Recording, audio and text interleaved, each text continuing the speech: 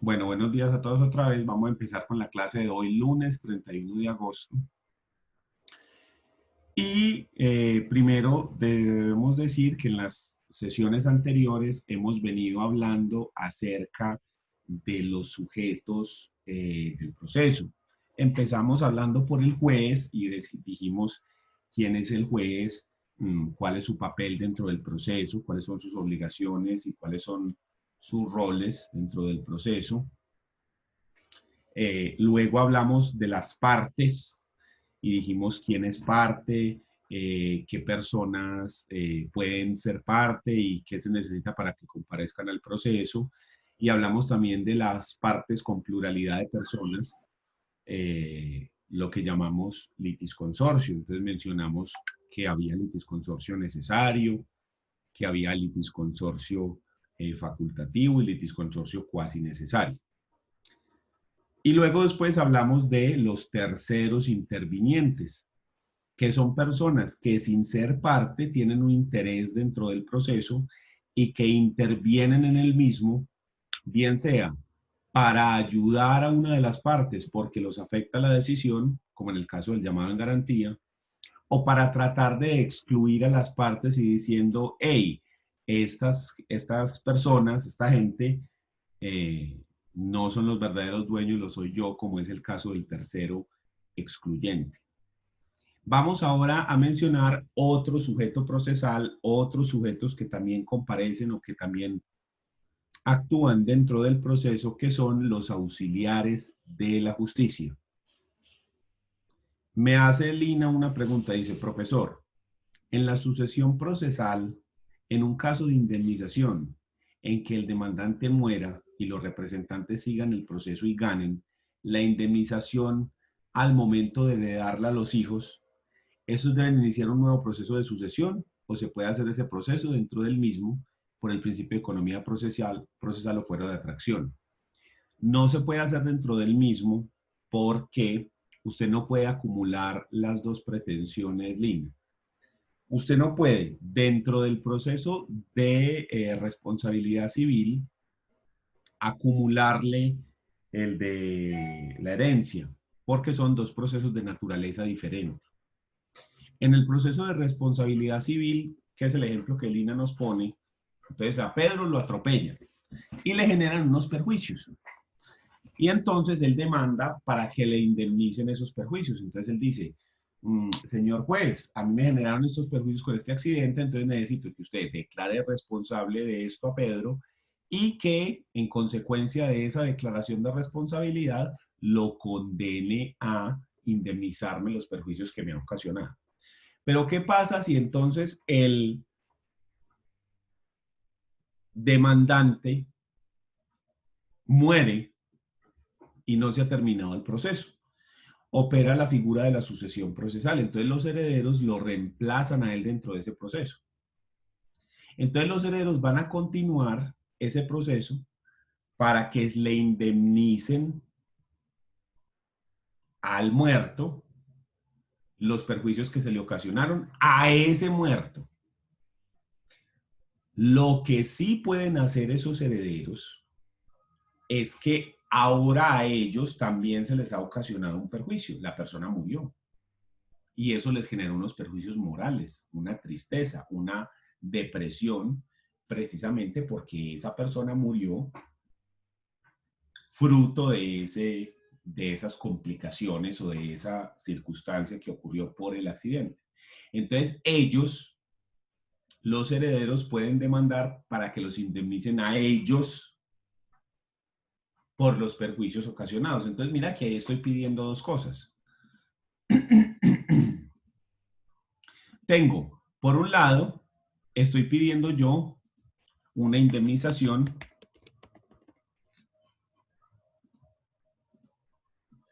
para la víctima del accidente.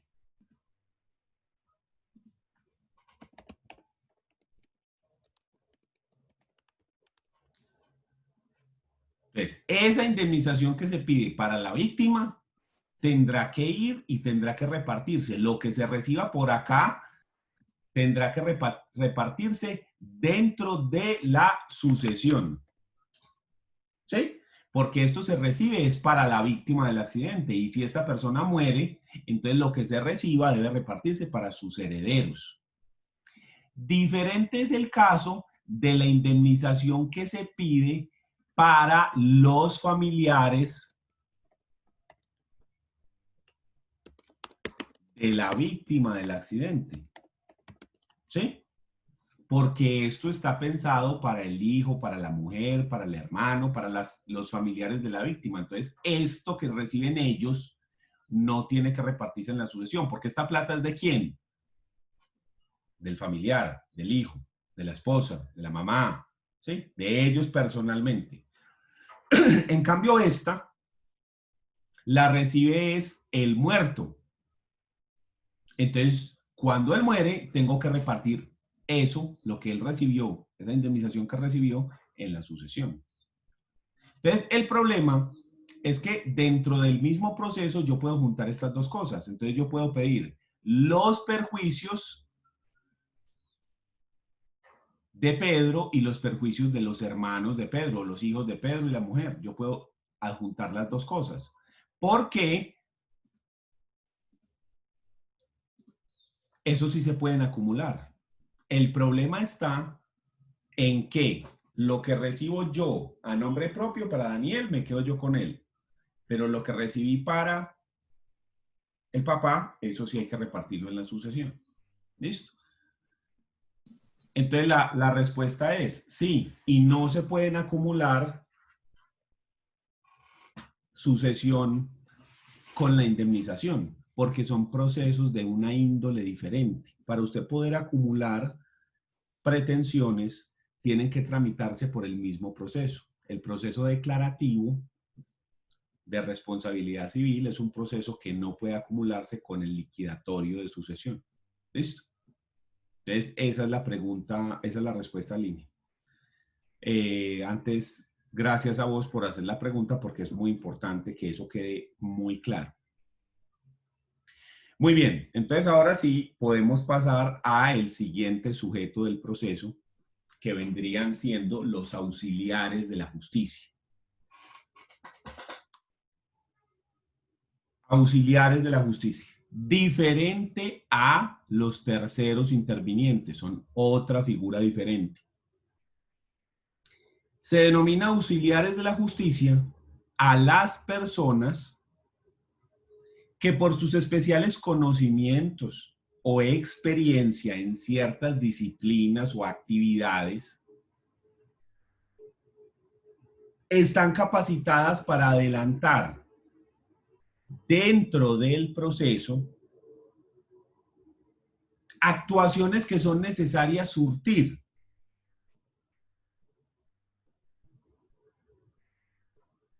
y para las cuales el funcionario judicial estaría imposibilitado porque son diferentes a su función principal.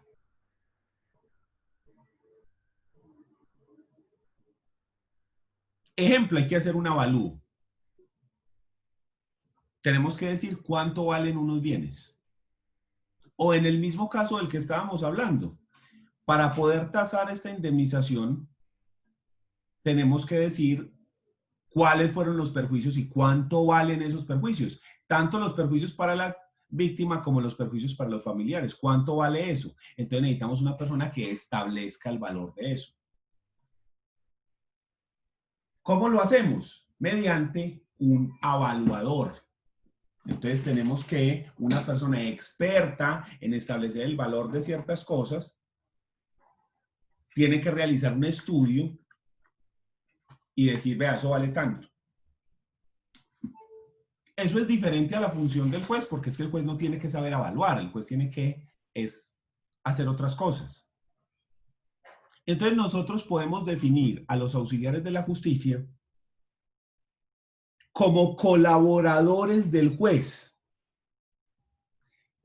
pero sin que ello represente que estén investidos de jurisdicción. Recordemos qué es la jurisdicción, que lo vimos en la materia anterior de instituciones procesales. La jurisdicción es la facultad que tiene el Estado para administrar justicia. La facultad que tiene el Estado para administrar justicia. Esa facultad, el Estado la delega a unas personas, a unos funcionarios del Estado. Esa delegación es lo que hace que los jueces puedan resolver un conflicto e imponer la decisión a la que ellos llegan en la sentencia, porque ellos les ha sido delegada del Estado a ellos esa función. Entonces, el juez puede resolver conflictos en la medida en la que le ha sido delegada la jurisdicción. Y aquí estamos diciendo que es un tercero colaborador del juez que no tiene jurisdicción, que entra al proceso a realizar una actuación específica. Ellos lo que ejercen es un oficio público, un cargo de carácter esencialmente transitorio, o sea, que ejercen ese oficio o ese encargo durante un momento y luego desaparece, sin que su desempeño obstaculice su actividad habitual.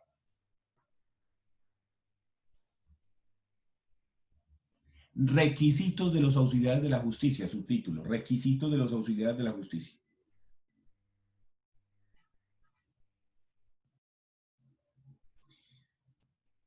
Los requisitos para que una persona pueda desempeñar su función como auxiliar de la justicia se pueden dividir en dos: requisitos generales y requisitos especiales.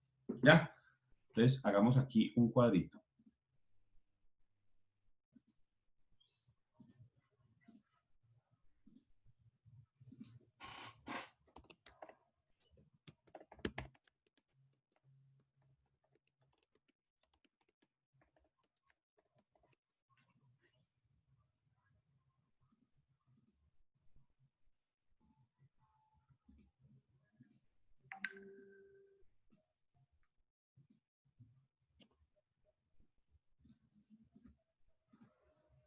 Entonces, tenemos los requisitos generales.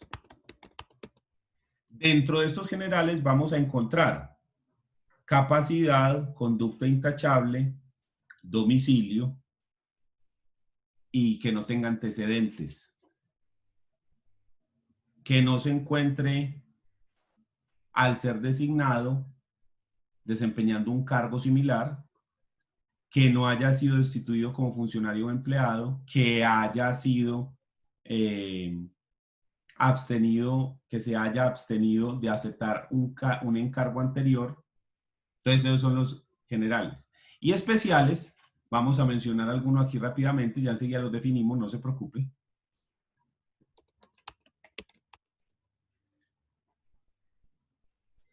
Especiales o específicos, mejor, pongámoslo así, específicos.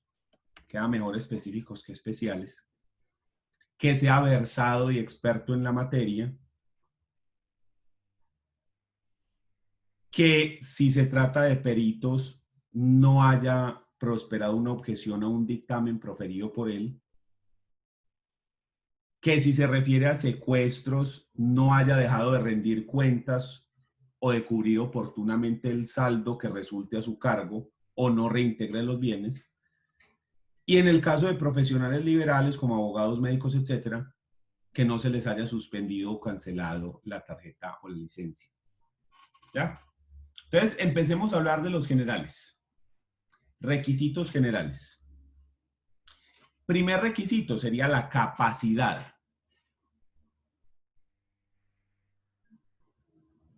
Y con esto nos estamos refiriendo en cuanto a que tenga las condiciones físicas y psíquicas necesarias para desempeñar el cargo. O sea, que la persona efectivamente sí pueda desempeñar el encargo al que le ha sido encomendado, que tenga las capacidades físicas y psíquicas. Segunda de estos requisitos generales, que tenga una conducta intachable.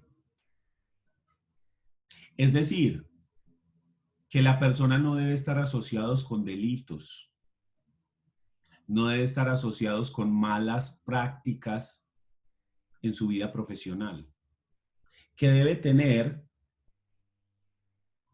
y gozar de una excelente reputación. ¿Listo? Entonces, por ejemplo, si yo necesitare a un ingeniero, yo no podría llamar a la persona que diseñó el edificio Space, porque esa persona no tiene una conducta intachable. Porque esa persona es el responsable de que se haya caído ese edificio y que haya matado a 12 personas, por ejemplo, que penalmente lo declararon responsable de eso. ¿Sí? Entonces, ahí tenemos un problema. Entonces, hablamos de que la persona tenga una buena reputación, que tenga un buen nombre, que sea reconocido como una persona correcta. Tercera, el domicilio. Que ese auxiliar de la justicia se encuentre domiciliado en el mismo sitio donde se está llevando a cabo el proceso. O sea que nosotros, si el proceso es de Envigado, la idea es que la persona esté domiciliada aquí o acá cerca, pues. No vamos a tratar a traer auxiliares de la justicia de Cartagena o de Bogotá o del Amazonas, no, personas de acá. Es más, cada 2 años se hace la lista de auxiliares de la justicia. Entonces, en los juzgados cuelgan como unas instrucciones para que si usted desea ser auxiliar de la justicia y ayudar en los procesos, dependiendo de esas capacidades que usted tenga, usted pueda inscribirse en esa lista. Obviamente hay que cumplir los requisitos, pero usted se puede inscribir en esa lista. Entonces, si usted vive aquí en Envigado, usted puede inscribirse dentro de esa lista para ser nombrado como auxiliar de la justicia en un determinado proceso. ¿Listo? Cuarto, que no registre antecedentes penales. Es decir, que no se le haya impuesto una condena por la comisión de algún delito mediante una sentencia penal ejecutoriada. Porque entonces este tendría directa relación con el anterior. Entonces usted ya no tiene esa reputación intachable, porque si ya fuiste condenado, pues ya tenemos ahí una mancha. Entonces la persona no podría servir como auxiliar de la justicia.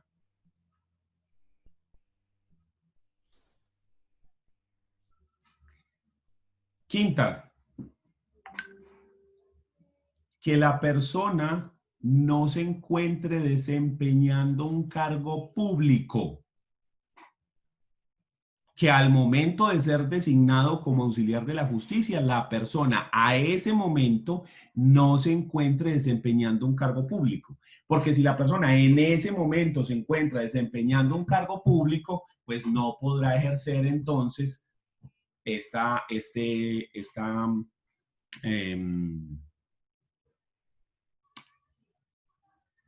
encargo, ¿sí?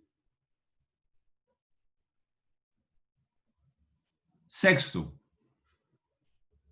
estamos hablando de los requisitos generales. Sexto, que no haya sido destituido como funcionario o empleado mediante una sanción disciplinaria. O sea, que si desempeñó un cargo público antes, que no haya sido destituido como una sanción disciplinaria.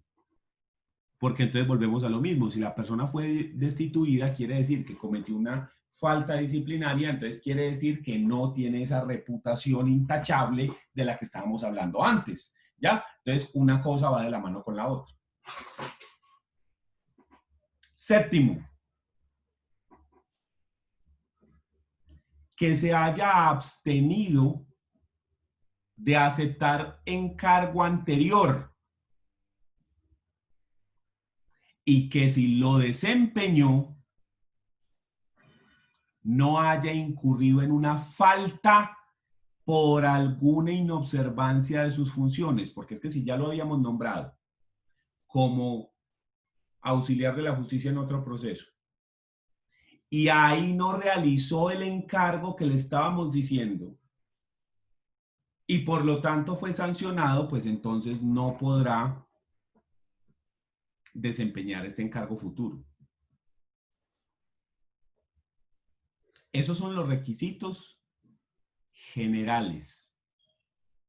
Profe, me repite por favor que no haya tenido fallas.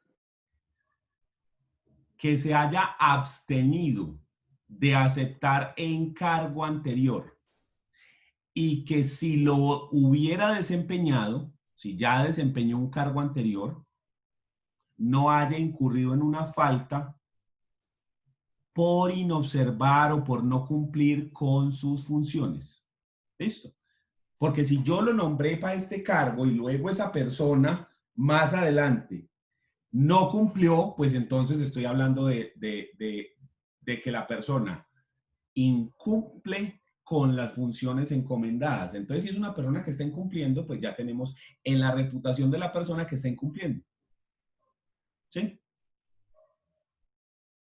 Mejor dicho, hay que ser un profesional en todos los sentidos para esto. Requisitos específicos, porque acuérdense que lo estábamos dividiendo los requisitos en dos. En los generales, que fueron estos que acabamos de mencionar, la capacidad, conducta intachable, etcétera, fueron 6. 6. 1, 2, 3, 7. 4, 5, 6, 7, 7, 7, sí, 7. ¿Sí? Y los específicos son los siguientes. Primero, que sea versado, con V, versado, y experto en la materia.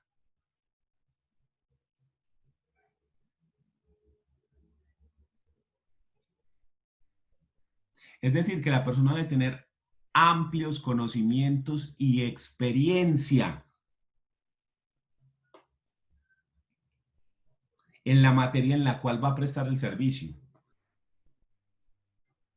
O que tenga el correspondiente título profesional, si es que acaso se requiere. ¿Sí? Si yo necesito un abogado, pues que tenga el título de abogado.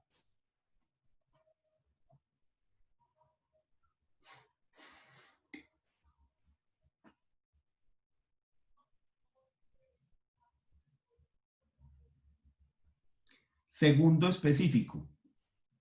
Si se trata de peritos,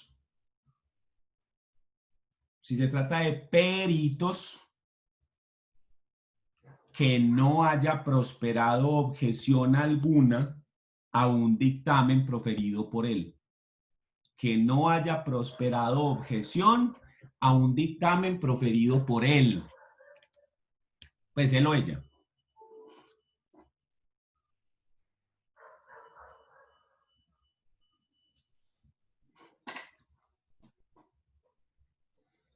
Tercero, que si se refiere a secuestres,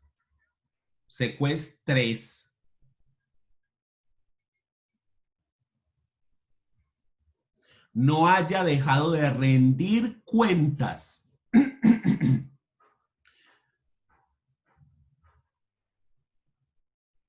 o de cubrir el saldo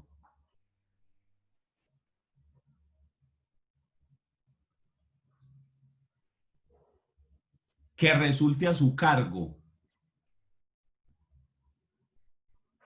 o no reintegre los bienes o los emplee en su propio provecho.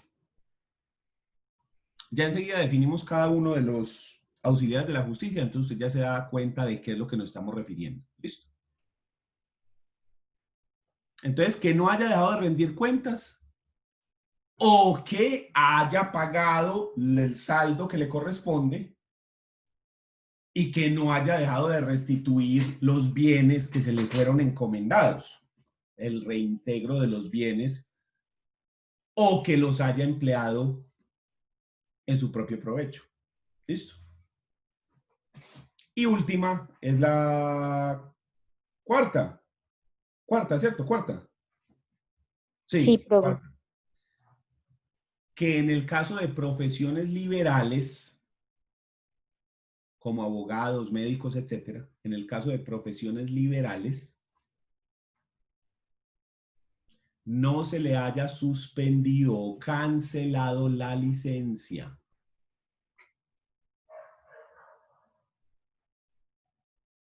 Entonces, en el caso de las profesiones liberales, se requiere una licencia para poder ejercer la profesión, como en el caso de la medicina o del derecho, que nos dan una tarjeta profesional. Y esta misma se puede perder si a usted le realizan un proceso disciplinario por una falta ética de la profesión, o se la pueden suspender. Entonces, si a usted le han suspendido o cancelado la licencia, no puede ser nombrado como perito.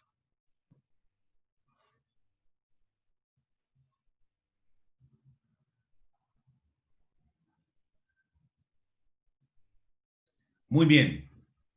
Clases de auxiliares de la justicia. Clases de auxiliares de la justicia. Vamos a hacer aquí otro cuadrito.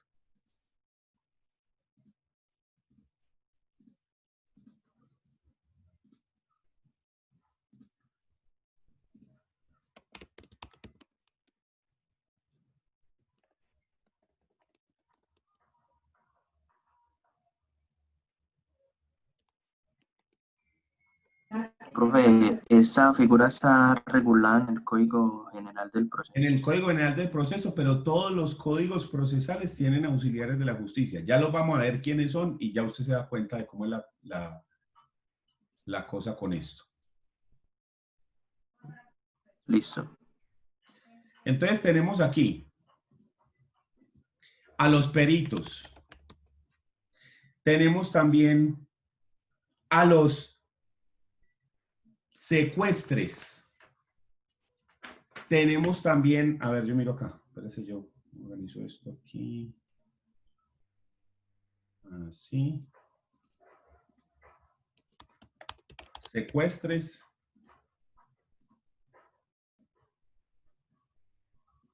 Tenemos a agrimensor y contador.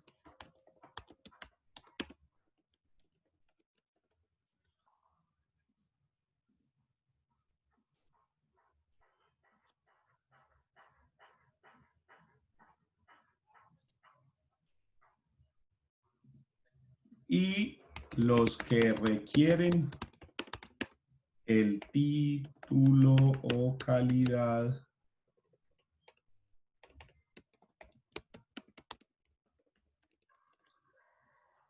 Entonces tenemos peritos, secuestres, agrimensor y contador o los que requieren el título o calidad de abogado. ¿Listo? Estos son los auxiliares de la justicia, estos cuatro. Peritos, secuestres, agrimensores, contadores y los que requieren el título o calidad de abogado.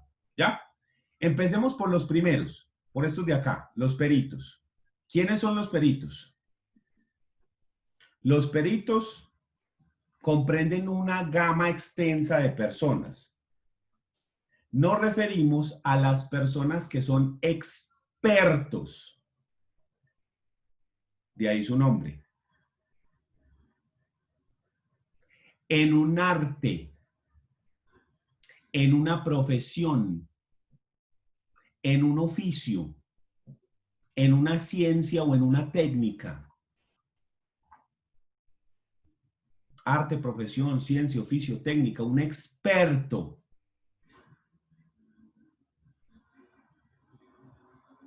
Bien sea porque tiene el título profesional o bien sea porque tiene la experiencia.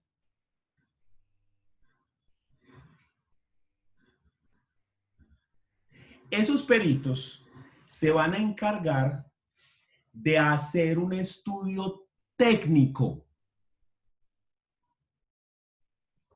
o científico. Y luego van a presentar los resultados de ese estudio al proceso. en un documento que se llama dictamen pericial. El dictamen pericial, entonces, es ese documento que contiene el estudio y los resultados técnicos o científicos que realizó la persona.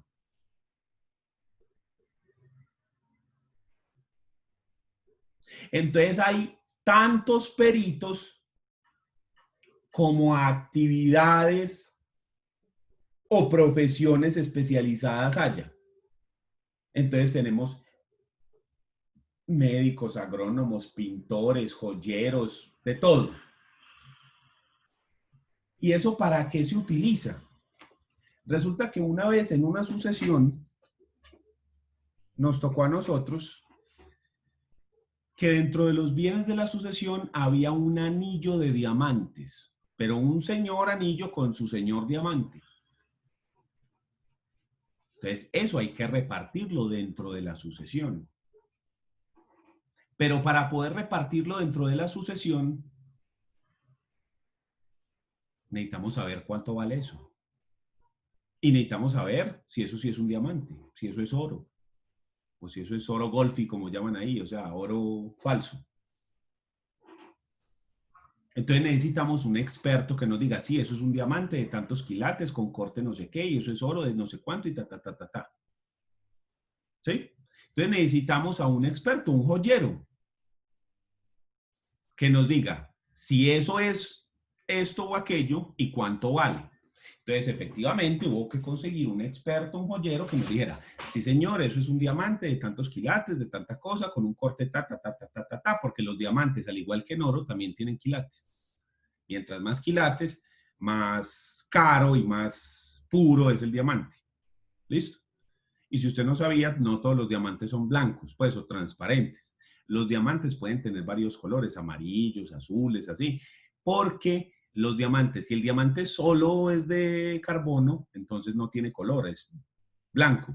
Pero como en la naturaleza usted no encuentra diamantes así puros, me refiero a que no es fácil encontrar diamantes que no tengan otros componentes. Entonces, si por ejemplo el diamante tiene un mineral u otro, entonces eso le va dando un tinte de un color u otro. ¿Ya? Entonces, nos dijo, sí, eso es un diamante y el otro es un anillo de oro de tantos quilates. Muy bien, ¿cuánto vale eso? Entonces nos dijo, vea, existen dos formas de tasar ese tipo de cosas. La primera forma es como una joya. ¿Cuánto vale eso como joya? Así como está. Tiene un valor X. La otra forma es separarlos y evaluarlos como materia prima para una joya. O sea, el diamante como diamante solamente, no como parte del anillo, sino como un diamante, y el oro como oro. ¿Ya? Entonces, si ese la evalúo como joya, generalmente así valen más, porque no es solamente el material, sino también el trabajo de orfebrería de la persona que lo hizo, el diseño, etcétera. O venderlo como material. Imagínese un carro, usted el carro lo puede vender como, vea, esto es un BMW, año tal, modelo tal, tal, tal, tal, tal, o venderlo como los diferentes materiales. Vea, aquí tengo tanto de hierro, tanto de acero, tanto de cuero, tanto de caucho, tanto de... ¿Sí? Vale más como joya. Entonces, por ejemplo, en ese lado tuvimos que tener un experto en eso. Y así se puede necesitar expertos para cualquier cosa. Nosotros necesitamos un experto, por ejemplo, que nos diga qué fue lo que pasó con Hidroituango. Y entonces tuvimos que contratar a unos geólogos, ingenieros, para que nos dijeran, ah, vea, lo que pasó fue que entonces hicieron un túnel y entonces pasó esto y entonces se desprendió aquí, entonces y esto fue lo que ocurrió allá. Entonces, ese experto hace un estudio técnico o un estudio científico, y luego entrega los resultados de ese estudio al juzgado. Y esos resultados es lo que nosotros conocemos como el dictamen pericial, el documento donde están contenidos esos resultados. ¿Listo? Eso es generalmente para obtener una prueba. segundo tipo de peritos. Ya vimos el primero. Vamos para este. Segundo, los secuestres. También se denominan... Profe, qué pena. Entonces, los secuestres están dentro de los peritos. No, no. Ah, es que dijiste segundo tipo de peritos. Sí, sí, qué pena, discúlpeme. Segundo tipo de auxiliares de la justicia. Mira que aquí están unos y aquí están los otros, ¿sí? Qué pena. Lo dije mal, sí, tenés toda la razón. Estamos hablando de los auxiliares de la justicia. Entonces, dentro de esos auxiliares de la justicia, vamos a encontrar a estos que estamos acá mostrando. Entonces, encontramos a los peritos, que ya los mencionamos, y ahora vamos a hablar de los secuestres. Entonces, segundo tipo de auxiliares de la justicia, secuestres. También se denominan depositarios judiciales. Depositarios judiciales.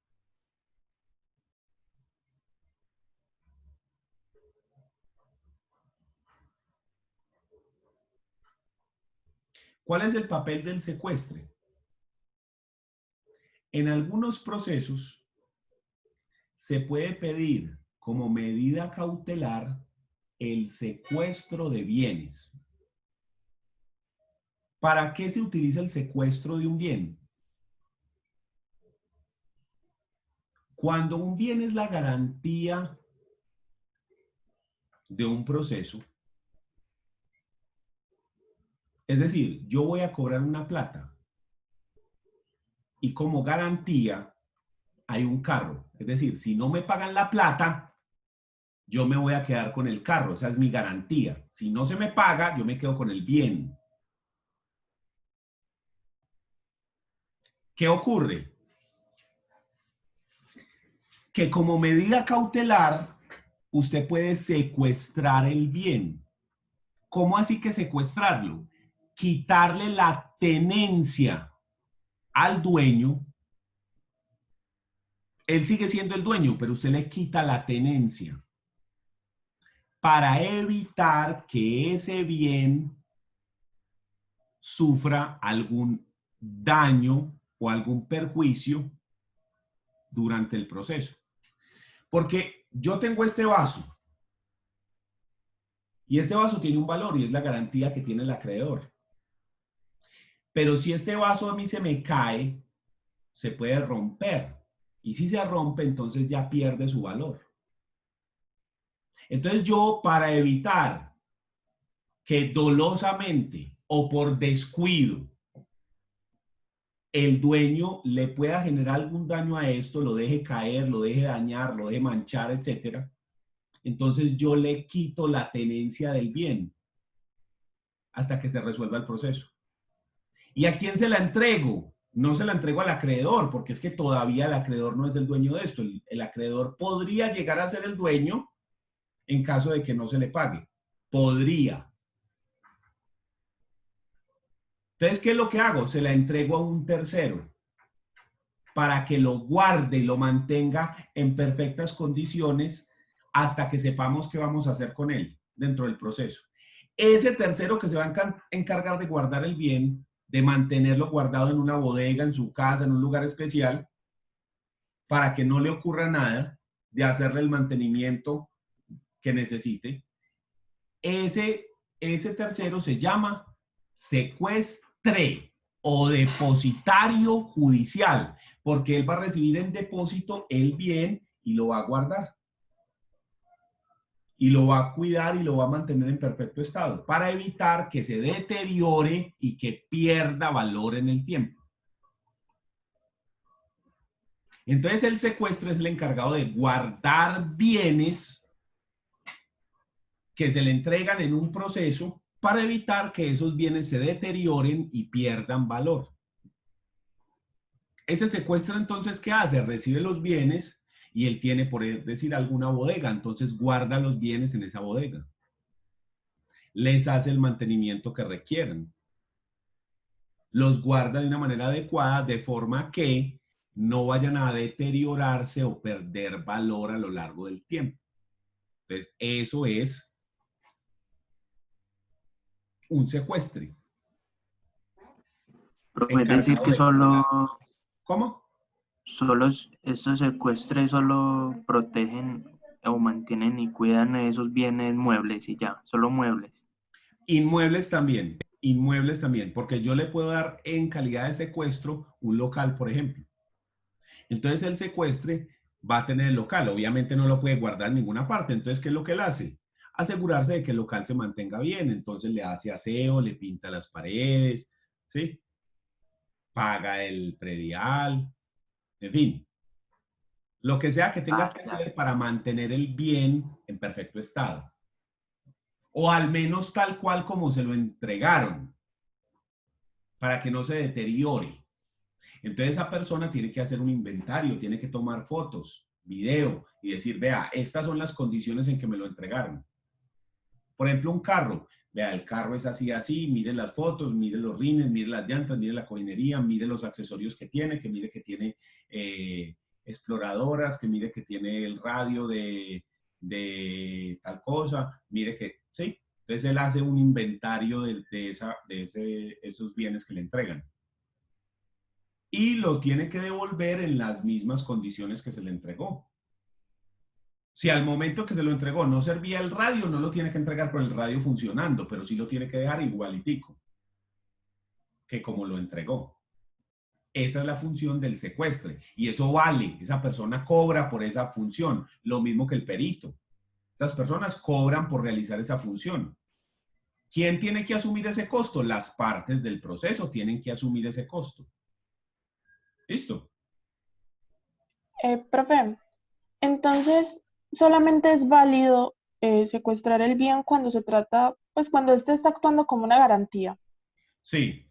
O cuando yo estoy cobrando una obligación y la persona tiene bienes en su patrimonio. Entonces, a mí me permite la ley que los bienes del patrimonio se utilicen para cubrir las obligaciones. Recuerden cuando estábamos en personas y nos dijeron de los atributos de la personalidad. Uno de los atributos es el patrimonio y nos dijeron que el patrimonio es la prenda general de los acreedores. ¿Qué significa eso? Que si usted tiene alguna obligación, su patrimonio, los bienes que están en su patrimonio, son susceptibles de ser garantía de esas obligaciones. Entonces puede ser cualquier bien, sí, puede ser cualquier bien. Por ejemplo, usted queda debiendo las cuotas de administración del apartamento. La administración de la unidad puede embargarle el apartamento mismo o le puede embargar los bienes muebles que hay dentro del apartamento. Entonces van con un secuestro y dice, vea, vamos a embargar esta biblioteca, el televisor que está allí, vamos a embargar esta sala, este comedor, ¿ya? Hay cosas que no se pueden secuestrar ni embargar, que la ley dice, no se pueden secuestrar ni embargar la nevera, la lavadora, la ropa, ¿sí? Las cosas que son indispensables para el desarrollo de la persona, los mecanismos de comunicación personal, el computador, si la persona trabaja en el computador. Entonces eso no se... Bueno, los bienes de familia, no. ¿Cómo? Los bienes de familia. Sí, o sea, exactamente. O sea, las cosas que son indispensables o que afectan la dignidad humana, porque usted se les lleva en la nevera y entonces no puede guardar los alimentos, o se les lleva en la estufa y entonces cómo los cocina, ¿sí? Este tipo de cosas no se puede. Pero lo que son, por ejemplo, que la sala, que los televisores, que el videobeam, que esta biblioteca, que los cuadros, que las porcelanas, las mesas, ese tipo de cosas, sí la pueden secuestrar. ¿Listo? Y todo eso servirá para pagar esas cuotas de administración que usted quedó debiendo. Muy bien, tercer tipo de auxiliares de la justicia.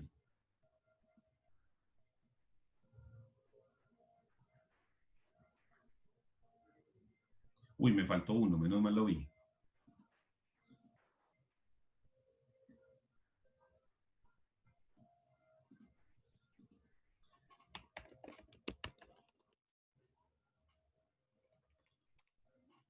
Los liquidadores.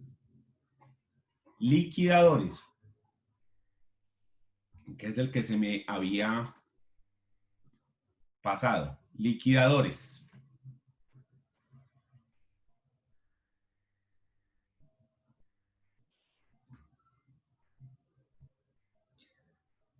Son personas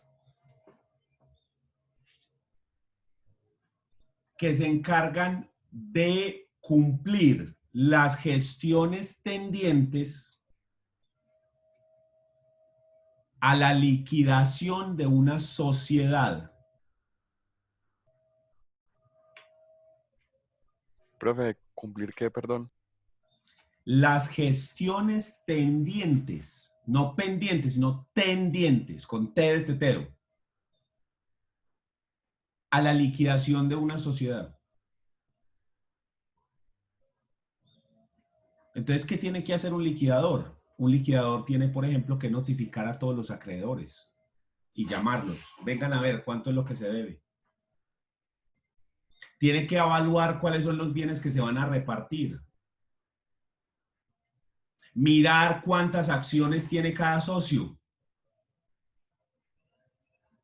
Pagar a los acreedores y luego lo que queda, repartirlo entre los socios. Ah, usted tiene tantas acciones, tanto, usted tanto, tanto, tanto, tanto, y así. Entonces, un liquidador se encarga de hacer todas las gestiones necesarias para liquidar, es decir, para repartir una sociedad.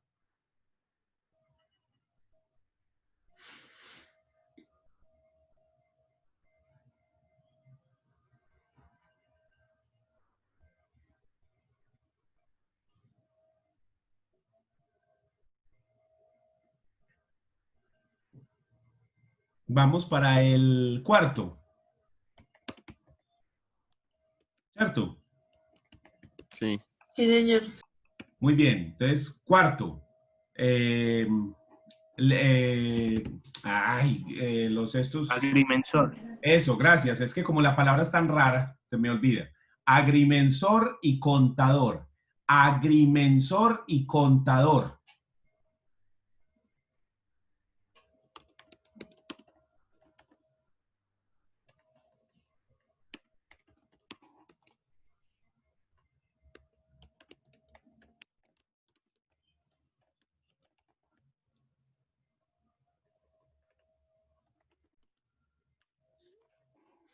Agrimensor y contador. La ley los enuncia separadamente, aunque en estricto sentido son peritos, ¿sí? Y por lo tanto deberían estar en la lista, pues, en donde mencionamos a los peritos. Pero ¿de qué se tratan estas personas? El agrimensor es el que se encarga de levantar los planos para que el partidor pueda realizar su trabajo. Entonces, el agrimensor es una persona que se encarga de medir y levantar planos.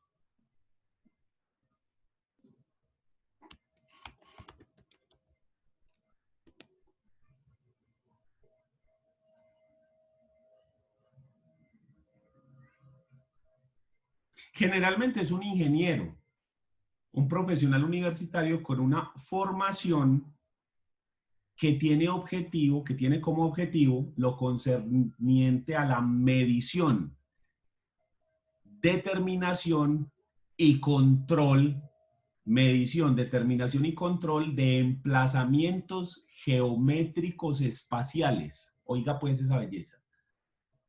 Medición, determinación y control de emplazamientos geométricos espaciales.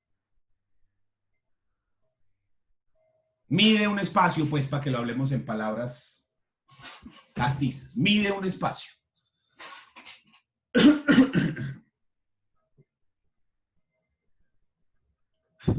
Y establece un plan. Eso es lo que hace un agrimensor.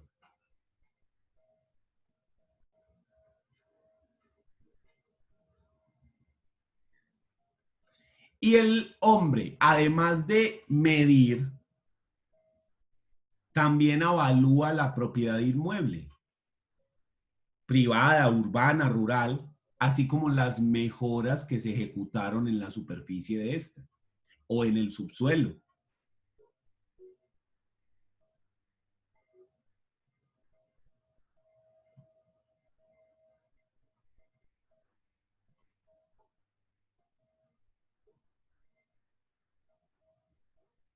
Entonces, esas personas tienen que tener conocimientos en álgebra, geometría, física, topografía, cartografía, agrología, información rural, geodesia. O sea, esas personas se van a encargar de hacer esa clase de mediciones. ¿Listo? Y un contador, pues todos sabemos qué hace un contador, ¿cierto? Entonces ahí tenemos las dos, los agrimensores y los contadores. Entonces, por ejemplo, en las sucesiones, nosotros necesitamos al contador si es que el difunto declaraba renta y no declaró el último año. Entonces necesitamos al contador para que éste haga la declaración de renta del difunto y así poder obtener el paz y salvo de la DIAN, por ejemplo. Entonces, para eso necesitaríamos un contador. O, por ejemplo, estamos en un proceso de rendición de cuentas, donde los socios le piden una rendición de cuenta al gerente. Y entonces el gerente presenta los libros contables y dice, vea, esto es lo que se gastó. Entonces, necesitamos un contador para que estudie esos libros contables y nos diga si están todos correctos o si se ha hecho algún movimiento indebido que la ley no permitía que se hiciera. Entonces, para eso necesitamos a los contadores.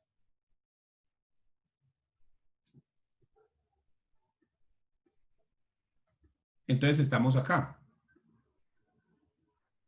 Nos falta los que requieren el título de abogado o la calidad de abogado. ¿Cómo cuáles? ¿Cuáles auxiliares requieren el título de abogado o la calidad de abogado? Los curadores ad litem. Curadores ad litem. AD espacio LITEM. Ad litem. ¿Qué es eso?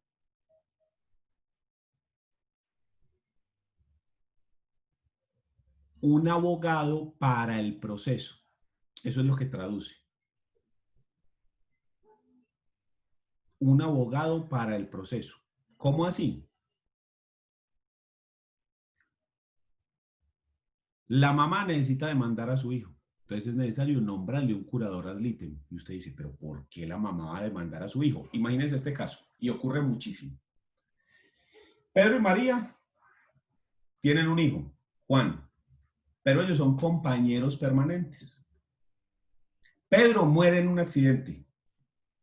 Entonces es necesario realizar la sucesión de Pedro. Dentro de la sucesión de Pedro necesitamos que María demuestre que es la compañera permanente para poder reclamar. Pero resulta que ellos nunca declararon la unión marital, ellos simplemente vivieron juntos y tuvieron un hijo y ya. Entonces, ¿qué le toca hacer a María? Demandar para demostrar que ella es compañera permanente. ¿A quién demandaría? A Pedro, pero como Pedro está muerto, no lo puede demandar a él. Entonces, ¿demanda a quién? A los herederos. En este caso, ¿quién? Su propio hijo. Entonces, a ella le toca demandar a su hijo. ¿Dónde está el problema? Que los menores de edad, ya lo habíamos visto, no pueden comparecer por sí mismos al proceso, sino que lo hacen por intermedio de su representante legal. ¿Y quiénes dijimos que eran los representantes legales de los menores de edad? Los padres, que incluso les mostré que en el registro civil, ahí decía los padres y todo, recuerden eso. Entonces, los padres son los representantes legales de sus hijos. Muy bien. Pero resulta que Pedro ya murió. Entonces, la representante legal única es la mamá, María. Pero ella está demandando a su hijo, entonces usted no puede actuar en un proceso como demandante y demandado. Entonces, ¿qué nos toca? Nombrar un curador, un representante legal solo para ese proceso. Es decir, ella va a seguir siendo la representante legal de su hijo para todo lo demás.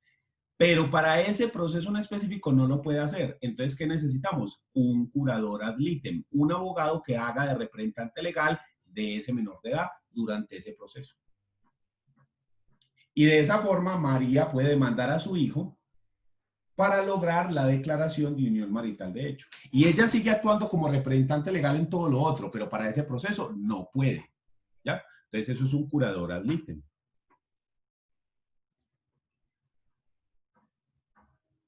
¿Qué más? Los partidores, la persona que se encarga de repartir un bien o unos bienes. Entonces, por ejemplo, en todos los procesos de liquidación, como las sucesiones, la liquidación de sociedad conyugal, la liquidación de sociedad comercial, en todos se necesita un partidor, que es la persona que se va a encargar de repartir y decir, para este tanto, para este tanto. La que se encarga de hacer el trabajo de partición. El trabajo de partición es un documento donde el partidor dice qué es lo que le corresponde a cada uno y le adjudica a cada uno los bienes que le corresponden. Eso es un partidor. ¿Listo? Entonces, para ejercer esas calidades como de curador ad litem o como de partidor, es necesario ser abogado. ¿Listo? Entonces, básicamente, ¿qué son los auxiliares de la justicia después de haber visto esto? Los auxiliares de la justicia son unas personas que van a ayudar con el trámite del proceso. Pero a diferencia de los terceros, los auxiliares en la justicia no tienen un interés dentro del proceso, sino que ellos son unos colaboradores que llegan a realizar una función y que se les paga, en muchos casos, en otros no, por realizar esa función. Pero no tienen un interés legítimo, ellos no ganan nada con la participación en el proceso. ¿Ganan qué? Que les paguen unos honorarios, si es el caso. No todos son pagos. ¿Pero qué es lo que ganan? Eso, que se le paguen unos honorarios. De resto no ganan nada. En cambio, miren que el tercero interviniente que habíamos mencionado antes en las clases anteriores, sí tenía un interés legítimo, como el del llamamiento en garantía, porque él sabía que si la persona pierde el proceso, a él es al que le toca responder, a él es al que le toca salir y dar la cara y decir, a este man lo pusieron a pagar 1.000 millones, me toca pagarlos a mí, porque entre los dos existe un contrato, como el contrato de seguros, que lo obliga a él. Entonces, ese sí tiene un interés legítimo dentro de ese proceso. En cambio, el auxiliar de la justicia no. El auxiliar de la justicia simplemente va, realiza el examen o el estudio técnico que dice qué fue lo que ocurrió y ya. Y listo.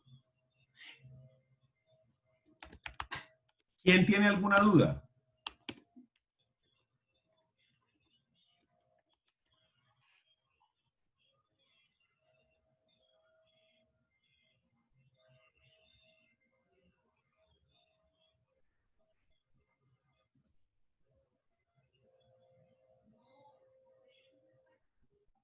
Entonces, la función de estos auxiliares de la justicia es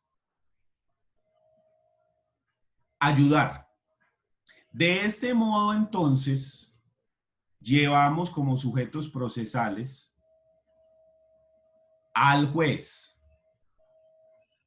a las partes, donde pueden ser unas o varias, a los terceros intervinientes, y a los auxiliares de la justicia. El día de mañana, entonces, vamos a acabar con esta primera unidad porque nos vamos a referir a los apoderados, perdón, que son los abogados, al Ministerio Público y el defensor de familia. Viendo con eso todos los sujetos procesales. Y a partir de ese punto, entonces, ya hemos terminado los sujetos procesales y vamos a hablar de los actos de iniciación del proceso. Demanda, contestación, admisión, reconvención, denuncia, imputación. Y después pasaríamos a hablar de los actos de comunicación, para luego hablar de los actos de solución del conflicto y después de último tema, los medios de impugnación. Entonces ya no nos queda sino la clase de mañana para hablar de los sujetos procesales. ¿Listo? Entonces, nos vemos mañana a esta misma hora. Ahorita monto esta clase a YouTube para que ustedes la tengan ahí disponible. Y damos así por terminado la sesión de hoy. Muchas gracias. Profe, muchas gracias. Profe, hasta luego, muchas gracias. Listo, profe. Chao, que estén bien.